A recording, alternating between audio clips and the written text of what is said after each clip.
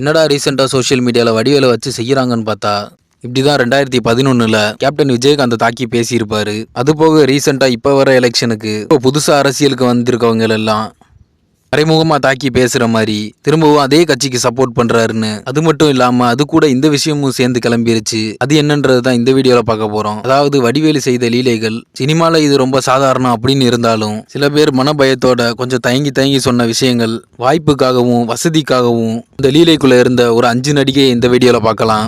Number 5ல நடிகை சோனா. இவங்க வடிவேல் கூட பேரா சேர்ந்து, அதாவது காமெடி பேரா 2 படத்துல நடிச்சிருப்பாங்க. அதுல ஒண்ணுதான் குசேலன். இந்த படத்தோட டயத்துல ரொம்பவே கசக்கி புழிஞ்சிட்டாரு அப்படின்றத அவங்களே ஒரு இன்டர்வியூல ரொம்பவே அப்பட்டமா ஓப்பனா சொல்லியிருப்பாங்க. அந்த இன்டர்வியூ யாரும் பார்க்காம இருந்தீங்கன்னா கண்டிப்பா அதை பாருங்க.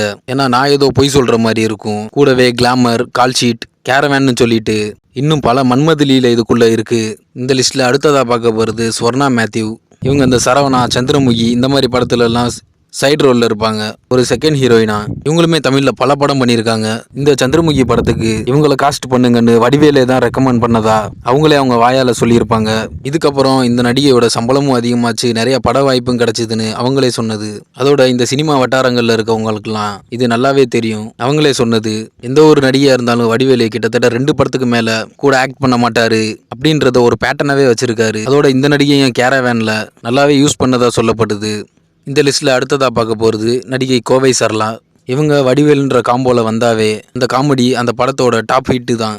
ஆரம்ப காலகட்டம், அதாவது ஒரு மிட் 90ஸ்ல வடிவேலு இவங்களை ரொம்பவே யூஸ் பண்ணப்பட்டதா ஒரு டாக் இருந்துச்சு. அதோட தான் பல படங்களை என்னதான் வாய்ப்பு கிடைச்சிக்கிட்டு வந்திருந்தாலும் கோவை சரளா கூட நடிக்கிறத கொஞ்சம் கொஞ்சமா கம்மி பண்ணிக்கிட்டாரு. சினிஃபீல்ட்ல இருக்க எல்லாருக்கும் நல்லாவே தெரியும். இந்த லிஸ்ட்ல அடுத்ததா பார்க்க போறது யாமினி சர்மா.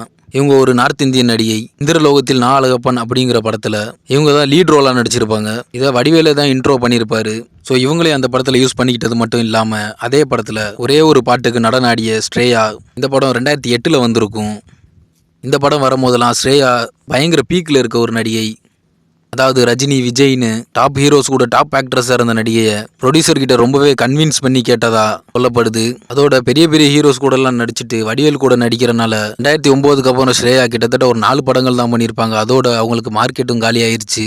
ரொம்பவே அடம்பிடிச்சு கேஸ்ட் பண்ற ஒரு சில நடிகையை வடிவேல் நல்லாவே அபியூஸ் பண்றது மட்டும் இல்லாம ஸ்ரேயா ரொம்பவே ஸ்ட்ரிக்டா சொன்னது என்னன்னா, ஆன் ஸ்கிரீன்ல என்னால ரொம்பலாம் க்ளோஸா நடிக்க முடியாது, ஸ்கிரீன்ல எப்படி இருந்தாலும் பரவாயில்ல. கடைசியா ஸ்ரேயாவுக்கு மார்க்கெட் காலியானதா மிச்சம். பொதுவா எல்லாரும் சொல்ற ஒரு பேட்டர்னை தான் வடிவேல் ஃபாலோ பண்றாரு.